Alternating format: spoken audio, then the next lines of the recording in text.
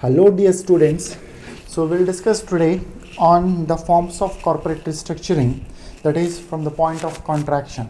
So we'll discuss what are the different types of contractions that we can look into the corporate restructuring.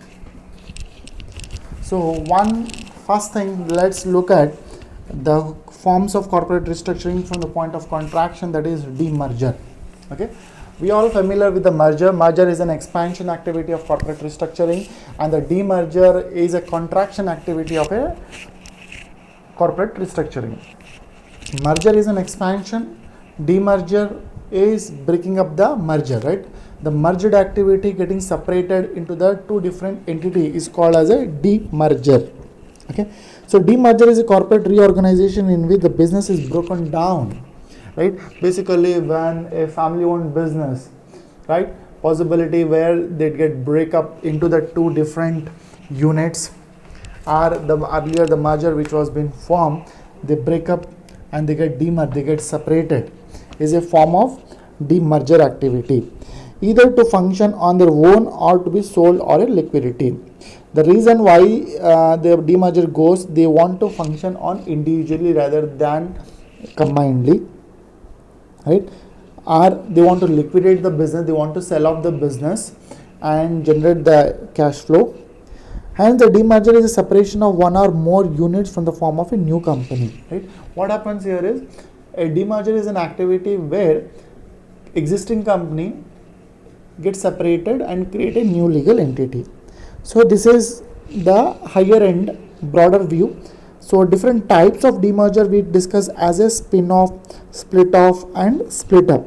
So more detailedly we try to look at about the demerger, right? If we just look at the case of here Bajaj, the Bajaj where P and post demerger, right? Before the merger, before the demerger of a Bajaj, right, the Bajaj Auto and the Bajaj Finance where all comes under the one single entity. After the demerger, what happens is Bajaj Auto business is separated and Bajaj Auto Finance business is financial services business has been separated, right? These two brothers got separated into the two business. Even you look at the Reliance Industries, right? After the death of Dhirubhai Ambani, the business of Reliance got separated into Anil Ambani and the Mukesh Ambani. It's like a demerger of the parent company, and now they are operating individually on their own, right? This is about like demerger. What is the process of demerger? Process of demerger is preparation of the scheme of arrangement, right? When they are very clear that they want to separate the business, they have to prepare the scheme of arrangement. Scheme of arrangement is nothing but the document, the legal requirements, filing with the court, filing with the SEBI and with the various regulators, right?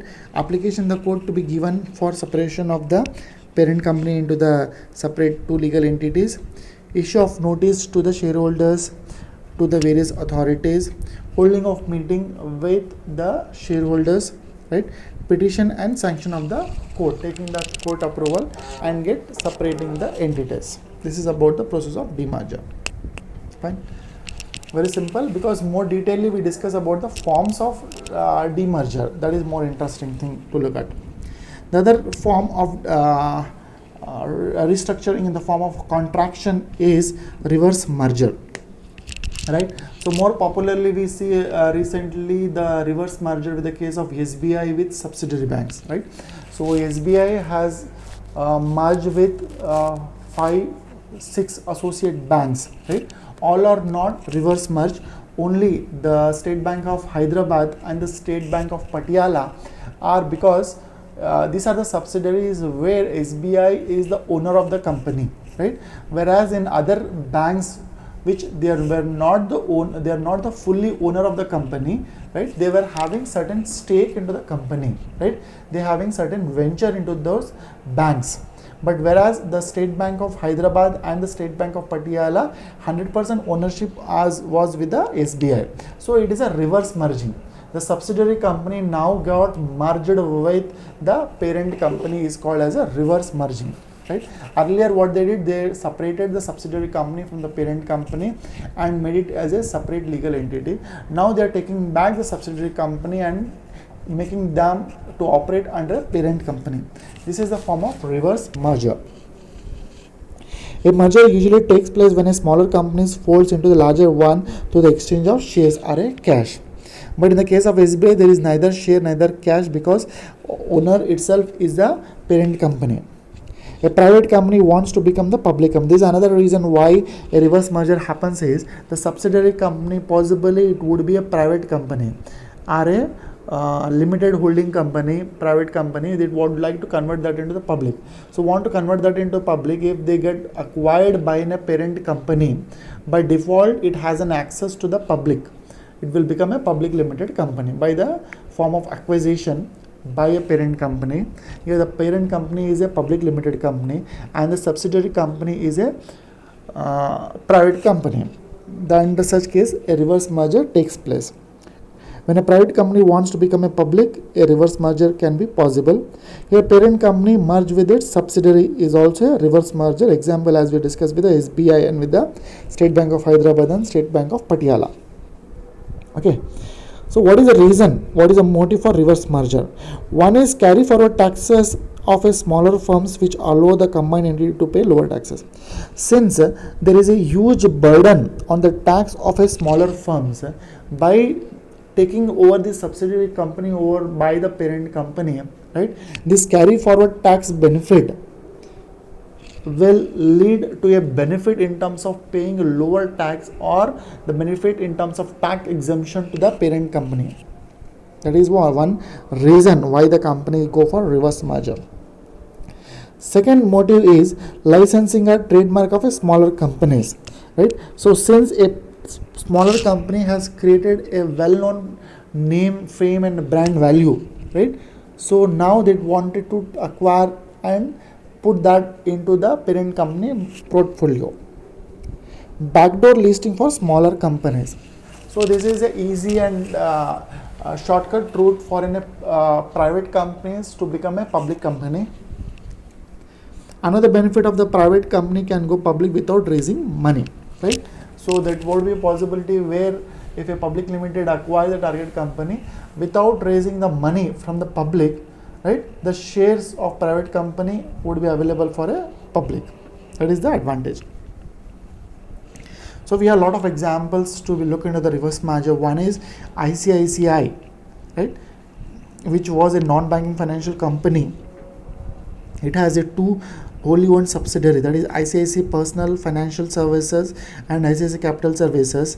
It got a reverse merger and form a ICICI Bank. That is one thing. Then IDBI also got a reverse merge with an IDBI Bank. India Bulls Financial Service got reverse merge with a wholly owned subsidiary of India Bulls Housing Finance. Yatra Online. These were like subsidiary and parent company example as we look at this, but this is completely different. Yatra Online was purchased by US based Terrapin 3 Acquisition Corp and is a Acquisition Corp is an already a public limited company in US. Now Yatra company, which is a private company in India, got an access to get listed in the New York Stock Exchange. That is a advantage. That is Nasdaq Stock Exchange. Fine. Now let's look at the other form of corporate restructuring called as a divestitures, right? So divestitures is a contraction strategy where very quite oftenly you find such divestitures activity taken up by firm which are not that public, right? So smaller assets which are non-profitable, which are debt, our firm need immediate cash, right, to meet their current working capital requirements, right? What do they sell some proportion of assets which are not functional or which are not profitable so that they can generate immediate cash. So such form of activities of what we call as a divestitures. So divestitures involves sale of a portion of a firm or company to a third party.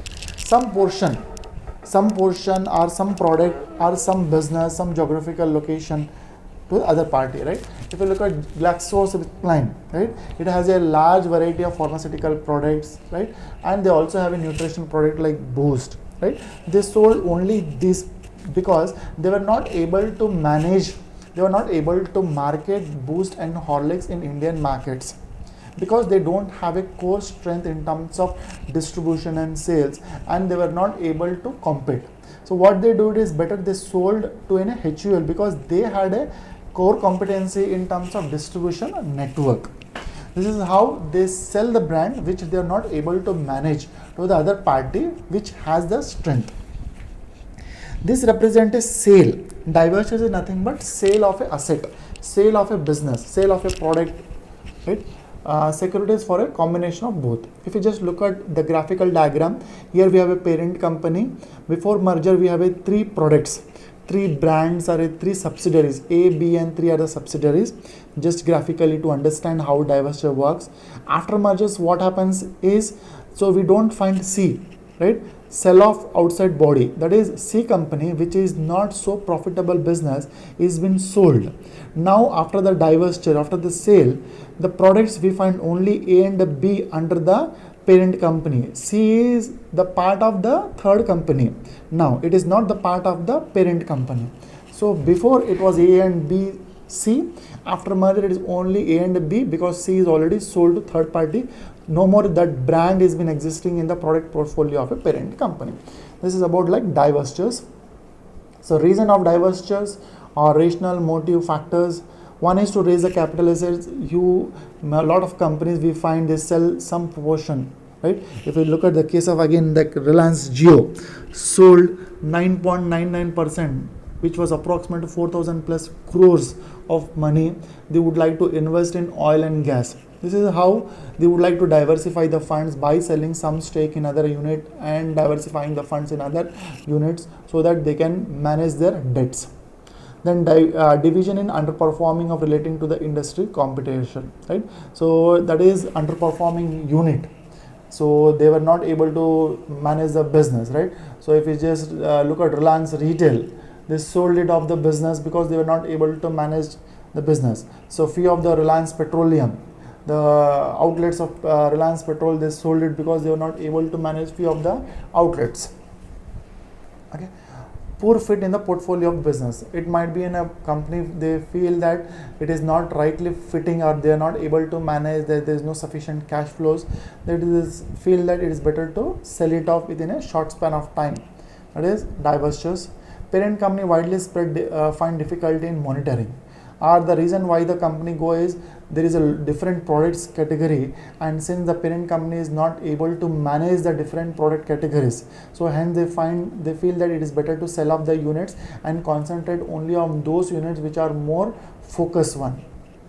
Parent company may bought as bust up takeover, that is buy low and sell high strategy. What they do is they will buy the company when it is at a low price and there is a good price, somebody has been offering for a good price, so parent company may sell off the asset to other company. That is buying at low price and selling at a higher price, also in a form of restructuring, that is divestitures. Parent company use coherent strategy, that is buy, operate and sell. That is they buy the assets, operate the business and sell the business and more. Right? So usually we find when the government is putting restriction to enter into the countries, right? So what do they do is they buy in the form of joint venture, they operate, right? And they do the business, and after that they sell the business and move to their home countries. This is what we call as a coherent strategies. Then it may be used as a defense against the hostile takeover. Divestiture is also possible because as a form of hostile takeover, that is crown jewel, in the form of like crown jewel, where they will sell the business which is more strategic to the other partners for the higher price, and that will lead to an anti-takeover defense strategy. Okay. Divestiture process, sometimes they will ask you divestiture process. Divestiture decision, management of the parent company decide to sell off the business. Then formulation of restructuring plan, they plan for restructuring of the existing structure, removing the product category from geography wise, from the product wise, right? So divestiture division unit is assessed based on the financial evaluation. The unit has been assessed by the evaluators and calculate what is the value, right? So then they look for a better partners who can buy the unit. Okay. Now let's look at the other form of restructuring called as spin-off, or also called as spun-off. Spun-off is when the unit got separated. We call that unit of a spun-off unit. The activity what we call as a spin-off. From the point of a parent company, we call it as a spin-off. From the point of a separated unit, we call that as a spun-off unit. Okay. If we just look at here, spun-off are more associated with controlled subsidiaries. It is basically a company which has different subsidiaries, different product categories into different geographical markets. In this, company distributes shares on a pro rata basis to the existing shareholders. What happens in the spin-off is they try to create the new legal entity, right? Under this, there is no money exchange takes place, only a transaction treated as a stock dividend, right? So if you just look at a parent company, before spin-off we have A, B, C company as a subsidiary company. Under this corporate restructuring activity of contraction, what they do is they will try to create a new legal entity called as a for a company C. Why company C? Because they feel that company C is having better future in the coming days. So rather keeping it under the portfolio of a parent company, it will not be able to create the value. So hence making it to operate independently, possibly the value get created and there is a huge demand will create into the market and in the public by separating the unit, by separating the subsidiary. Under spin-off, what happens if you just look at still A and B and is under the parent company, right? C is a new legal entity, right? When the new legal entity is been created, right now immediately they may not go for public and raise a capital. What do they do is rather giving the cash dividend to the existing shareholders, they distribute the shares of the new entity to the existing shareholders without for the consideration of the money, right? The shares in the new entity is being given to the existing shareholders in the form of stock dividend, right? There is no exchange of stocks. They should not exchange, you give the equity stocks of A and B and take C. It is not like that, right? Though existing shareholders will get a new shares, additional shares in the form of stock dividend in the new entity is called as a spin-off activities, right? It is mostly to encourage stock dividends, bonus issue, right? Split ups. This is the form of corporate restructuring for the firms. Okay. So process of spin-off activity. Firm announces intention to spin off of subsidiaries, one of the unit. Firm seek advice from the tax in terms of what is the tax benefit that the existing shareholders would be getting, if really the existing shareholders are going to get any tax benefit in the form of stock dividend. Definitely they will look for such opportunity of contraction. Then the firm has to file with the SEBI because a new legal entity has to be created. Again, that entity has to be listed into the company law and the SEBI and the stock market. Then apply for spun off unit. As I said, like the unit which is spinned off called as a spun off unit, right? Approval of shareholders is required. So once all the procedure has been done, then the step 6 is trading begins for the new stocks with the existing shareholders, right? Then the existing shareholders, if they are interested, they can control, they can hold or they can sell the share to the other shareholders. Okay. Advantage of spin-off is the market will react positively for the information because it is going to give in the stock dividend. For the companies, is definitely there is increase in the price. It creates excess return to the shareholders. Definitely it's a positive sign. Investors will be exempted from the capital gain tax. By this activity, right, they will be exempted from the capital gain tax because rather than giving the dividend in the form of cash, they are giving the stock dividend. So hence they are not having any capital gain tax. It improves the operating profits of the firm. Disadvantage is shares are distributed primarily to the existing shareholders, so hence they lack the liquidity. Because once a new investor wants to purchase a share, where the existing shareholders are not interested to sell the share in the stock market and secondary market, possibility that creates a huge mismatch between the demand and the supply for the shares of the spin-off company. Parent company do not get any monetary benefit because they are going to give these stocks of a subsidiary company in the form of stock dividend, not for the exchange of stock or for a cash. So hence parent company will not be getting any benefited. Okay. Then what is the difference between sell off and spin off? Sell off is nothing but, as we discussed about, divestitures, and spin off. What we find the difference here? Sell off is desirable alternative if another party is willing to pay more. As I said, like divestiture is possible when the third party is paying higher price for the unit or for an asset. So you buy at less and sell for higher price. That is more suitable, sell off or divestiture. Then spin off is alternative if there is no buyer. If there is no buyer, nobody is interested to buy, better create a new entity and make it to improve its performance. Okay. Whereas the spin off is a tax favored, because when shareholders get the stock dividend, it is a capital gain tax or waived off, right? There is the exemption of capital gain tax. But whereas in the case of sell off, that is capital gain tax are applicable to them, they can't avoid the tax, right? The other important thing is when a spin-off takes place, immediately the parent company cannot try to write it up the business, right? So here the parent company must own at least 80% of the stake for at least 5 years, and parent company must distribute at least 80% stock to the subsidiary. Right? So they have to hold 80% of the stake, and for the 5 years they have to at least hold for 5 years. They should not immediately sell off this new unit. That is, the spun off unit should not be sold immediately. If they go for spin off activity with the rules and regulation, they have to hold that unit for next 5 years. After operating for next 5 years only, they can sell off the spin off unit. Okay. The other form of corporate restructuring is equity carve out. So equity carve out is a different way here. This is more commonly we find with the case of like Reliance Industry, which they had done with Reliance Power, right? They separated the Reliance Power, which is the part of Reliance Industry, and try to create the new legal entity and raise the capital.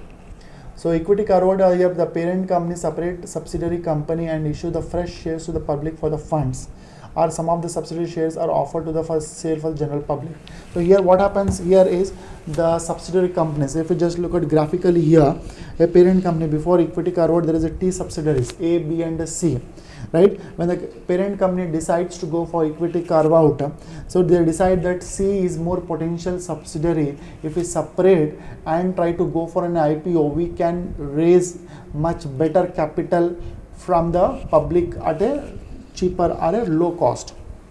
This is what Reliance has been done. Reliance IPO, Reliance has been done with the Reliance Power, which was a subsidiary. In 2008, they separated Reliance Power, separates subsidiary and made it as a new legal entity, and they went for an IPO in the 2008, and it was the largest and biggest IPO in the history of India. Right? So, and they issued the shares to the public. It might be the existing shareholder, or it might be the new shareholders, right? It is not having any exchange of shares or to the existing shareholders or in the form of dividend. It is purely for a cash. Whoever pays the best price based on the pricing or the price band will have the ownership for the share. Again, recently the Reliance also has gone for an IPO for a joint venture. They have formed a joint venture of Reliance with a Nippon, is an asset management company in the financial service, that is Reliance Capital, which was a subsidiary unit of Reliance, right? So they formed, this Reliance Capital has formed a joint venture with Nippon of Japanese base, and they went for created a new entity called Reliance Nippon AMC, and they raised the capital for the insurance company, and it was been oversubscribed by 7.45 times. Okay, this is an example of equity carve out. And process of equity carve out, it is quite familiar with what we try to learn in the primary market. Process of IPO, parent company announces that it plans to issue new stocks in the subsidiary unit, right? That is, public announcement will be made with the parent company. Then filing registration statement with SEBI, appointment of merchant banker and all the parties which have been involved in an IPO process, like syndicate members, register to the issue, advertisement agency, stockbrokers, merchant bankers, lead managers, right? Everybody has to be appointed here, and they have to conduct the process of IPO. Okay. Then what is the reasons for equity carve-out? Bring out the cash to a parent company. By going in equity carve-out, what happens? A parent company can encash large cash without any interest, right? From the public, they can pool the money from the public, right? That is the one of the advantage for any parent company. Then partial tax benefit. One is that they will be getting the tax benefits as a new entity, so that there is a partial tax benefit would be applicable. Foreseeing high growth opportunity, since when they separate the unit and the market is also reacting very positive to it, and the business model is very strong, and there is a possibility of huge growth opportunities for this separated entity. Then comes split off. Split off is again the form of contraction activity. They try to split off the subsidiaries into the different unit, right? A transaction in which parent company shareholders receive the shares of the subsidiary company for the exchange of share of a parent company. So what happens here in the split off is the parent company shareholders has to exchange the shares of a parent company, give the shares of a parent company, and take the shares of a newly entity which has been created, or a split off company which is new company which has been created. It's a new subsidiary company which has been created, is called as a split off. Right? If you look at graphically, parent company before split off we have A, B, C, right? After the split off, right, A, B, which was a parent company shareholders, if they are interested to get the ownership in a company C, the new entity, they have to exchange the shares. Here shares are not been given in the form of stock dividend, or not been sold to the public. It is only between the existing shareholders the exchange of share takes place between the existing shareholders. If you, one of the example, if you just look at Arvind Limited to spin off US Polo, Tommy Hilfiger, Gap, Calvin Klein as a Arvind Fashion Limited, right? So Arvind Limited has a different brands, so they want to create the different brands as a different legal entity. Each share of Arvind Limited to 5 shares of Arvind Fashions, right? For 1 share of a parent company, they will be getting 5 shares of Arvind Fashions and Arvind Engineering Limited and Arvind Textiles. This is how they will be getting the shares into parent subsidiary company. Okay. The other example of split up. Split off is if a parent company having different subsidiaries, separating one subsidiary is called as a split off. Split up is completely the parent company is been dissolved.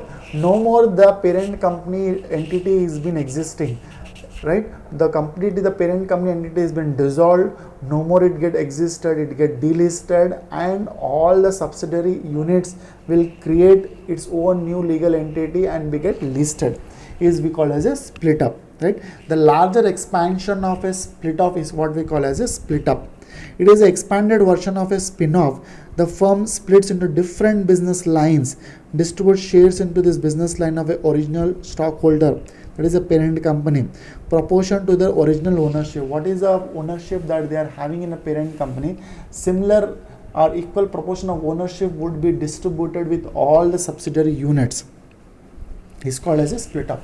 This is one of the best example of Reliance Industries, right? So Reliance Industries, after the death of Dhirubhai Ambani, the parent company was got split up in all the different subsidiaries into petroleum, Reliance, infrastructure, right? And they were split up into 2 brothers, and the parent company shareholders were more benefited if the parent company shareholders were getting different equal proportion of shares in all the split up units. If you just look at, right, after the merger, 2 entities, the Reliance Industries and Reliance Industrial Infrastructure, were under the control of Mukesh Ambani, and Anil Ambani had Reliance Infrastructure, Reliance Communication, Capital, Power, Naval, Home Finance, and Nippon Asset Limited were under the portfolio of Anil Ambani. Right. Later, as we said, he done an equity carve-out with Reliance Power, and again with Reliance Nippon Asset Limited has gone for equity carve-out. Okay, but as a Reliance Industries, they have done the spin-off unit with the Reliance Jio, making it as a separate legal entity. Okay, now let's look at the how the split off has taken up and created the value for the existing shareholders, right? So every 100 shares of Reliance, if you are having the parent company, now you will be getting 100 shares of, for exchange of 100 shares of Reliance Industries Limited, you will be getting 100 shares in Reliance Communication Venture, 100 shares. Reliance Energy Venture, you will be getting 7.5 shares. Reliance Capital Venture, you will be getting 5 shares. And Reliance Natural Resources, you will be getting 100 shares. This is what for exchange of 100 shares. If you give 100 shares, you will get 100 shares in Reliance Natural, you will get 100 shares for Reliance Communication, you will get 7.5 shares in Energy and 5 shares in Capital Venture. This is about completely split up example. Okay, look at the difference between spin-off, split up and equity carve-out. So in divestiture, what happened? Asset completely got converted into cash. No more ownership is there. Spin-off, there is no cash transaction, only exchange of stocks. There is no cash. Only existing shareholders would be getting the stock dividend. In split off, what happens? There is a parent company, shareholders would be getting the shares into the subsidiary company. Split up, the parent company will lose the entity and all equal proportion of shares are being given for the shareholders for the parent company. Equity carve-outs, right? It is completely a new entity is being created and the shares are being subscribed for the general public. In divestitures, management lose completely control. Parent company deserves the control. Still they have a preserve the control. In spin-off. In split up, control is still preserved, right? In split up, control is been equally dispersed between the partners, between the two different demerged firms. Equity carve-out, what happens? Possibly a new management team has to be set up. With a new management, new board has to be set up. Taxed on a capital gain. In a divestiture, what happens? The taxes are applicable. Tax gain are taxed. Capital gains are being taxed. Where other case, no tax. Fine. Gain in the distributed existing shareholders. Okay. Gain is for existing shareholders. Gain is a distributor for existing. Even this is for existing shareholders. Split up is also for existing shareholders. For split up is also existing shareholders. But for equity carve-out, it is not only for existing shareholders, it is for general public. That is the difference we find here. Okay, we'll stop here.